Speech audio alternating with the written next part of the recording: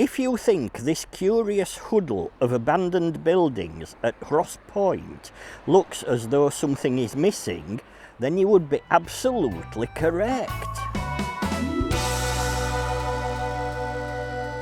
This area was known as the pier head, and this small octagonal building was the original pier ticket office.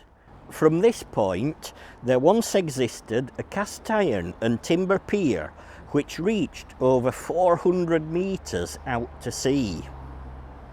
In the late 1800s, Rhos-on-Sea was a rapidly growing and popular seaside resort, as were many other places along the North Wales coast.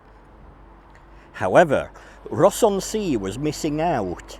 Many day trippers from places such as Liverpool would arrive to Welsh resorts by paddle steamers, which of course required deep water to sail. In 1892, a group of local businessmen established a company and obtained an Act of Parliament which allowed them to build a pier at Rhos-on-Sea.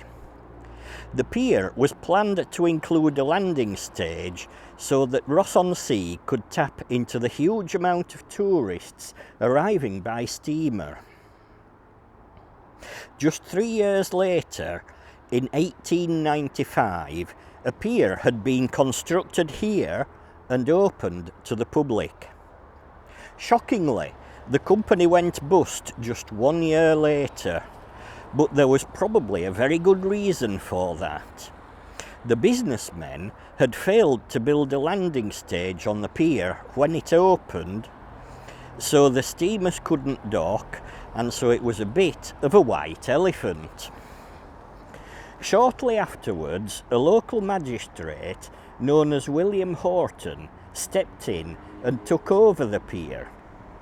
He wisely built a landing stage at the end of the pier, and 1 year later, in 1897, the steamers began to arrive, bringing hundreds and hundreds of holidaymakers and day trippers into Rhos-on-Sea.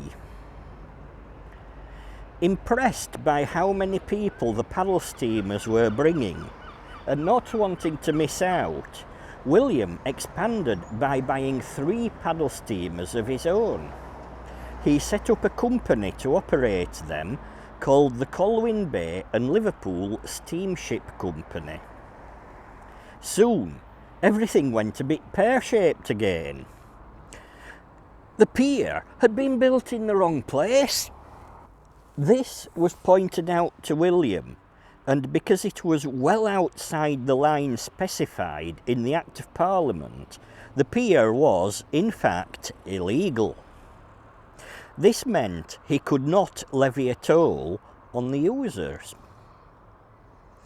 Adding further to William's woes, in July 1908, one of his vessels, the paddle steamer Rhos, had struck an underwater object after leaving Llandudno on its way to Rhos-on-Sea. The hull of the steamer was compromised and water started flooding in. With determination, the captain kept close to the shore and made every effort to reach Rhos-on-Sea. The Rhos was slowly settling lower and lower into the waters. Incredibly, it was just 200 metres away from Rhos-on-Sea Pier when it had sunk so low into the sea that it ran aground on the seabed. Luckily, all the passengers and crew were saved. Even today, at low spring tides, when the sea level is super low, the remains of the Rhos paddle wheels can be seen. Look out for the blue marker buoy. Not to be put off, William legalised the pier in 1911 with the promise of adding a pavilion, a seawater bath and Turkish baths. He failed to raise the money for the additional attractions. And of course, 3 years later in 1914, things were not going too well over in Europe. Paddle steamers, which were carrying day trippers, were soon diverted to help with the troubles. The landing stage at the end of the pier was taken away by a storm in 1917, and the pier was fast becoming a loss-making venture. Subsequently, the pier changed ownership several times until 1952, when it fell into the ownership of the local council. The pier was demolished the year later. If you have any local knowledge, you might possibly be eagerly awaiting for me to explain how the pier at Cross-on-Sea was second-hand and had previously been at Douglas on the Isle of Man.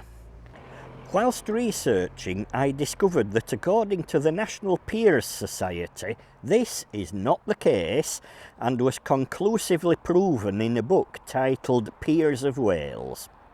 Do let me know your thoughts on this in the comments.